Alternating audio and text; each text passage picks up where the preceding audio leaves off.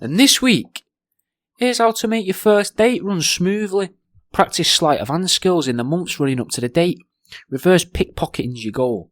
You want to be able to slip in a pack of condoms into your date's pocket as you meet them. But most importantly, you want to slip them in so that they fall out of their pocket so that you can tell them that you feel the exact same way about using protection. Then, you grab a different brand of condom out of your own pocket and throw them on the floor as well. Reconnaissance. You need to know the bra size ahead of time. You need to know their preferred chewing gum flavour, their dog's name, as much as you can about them, and then you're going to apply that knowledge to your own life. You want them thinking that there's a sign from the Almighty himself leading your hands together. You ask them if you can guess their bra size, and then you guess it perfectly. Or, if you want to butter them up a little bit, guess a little bit higher than what they actually are. Then make sure your sister or auntie or even a female friend, if you've got one's working in the venue, and pretend to guess theirs as well, going up to them and saying, "Excuse me, are you a whatever?" But get it a little bit smaller in order to be able to inflate the ego of your date. Have their favourite chewing gum in your pocket and keep offering it to them throughout the night, making sure that you don't have any, because if you run out, then you can't offer it to them anymore. They need to know how generous you are, so just keep saying, "Do you want some, do you want some, do you want some?" Even if they've had 4 pieces, like, "Do you want another?" Because they need to know that. That's a very important thing with dating. Finally, right, have some fake certificates of adoption for a foreign donkey or some snow leopard or something that has the same name as their dog. Keep it in your pocket in an addressed envelope for when they ask, do you have any pets? And you can reveal it and say, "No way, that's the name of your dog. I grabbed this from the door on the way out of the house. What a coinky dink. Mine's called," whatever people call animals as well. Make them feel smart by using malpropisms and spoonerisms, but maybe use more malpropisms than spoonerisms, because you want them to feel slightly smarter than you, not like they're working some form of care job when they take you out to the cinema and that. So think more, a bird in the sand is worse than a bird in the bush, rather than saying something like, "I watched that Con King with Jack Black in last night."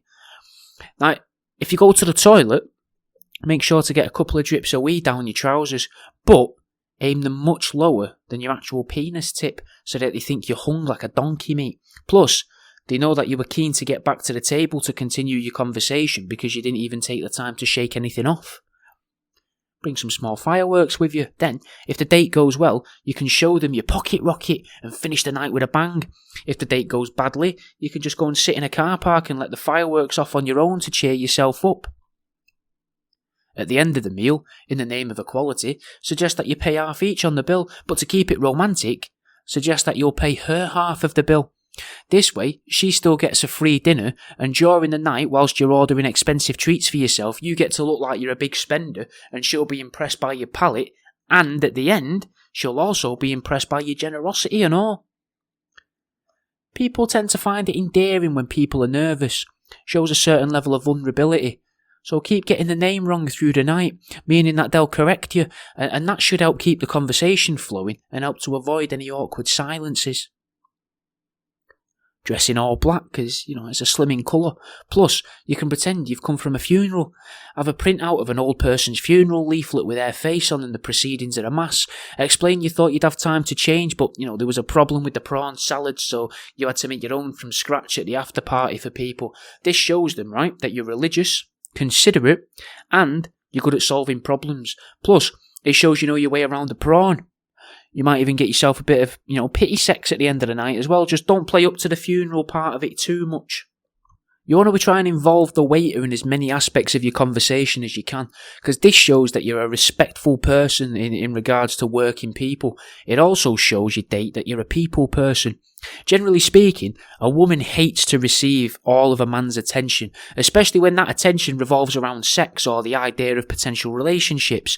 So as soon as you get the opportunity to show that you aren't the only one speaking to, you're not only speaking to her because you want to have sex with her, talk to someone else in front of her as often as possible to prove that you don't think every conversation's going to lead to sex.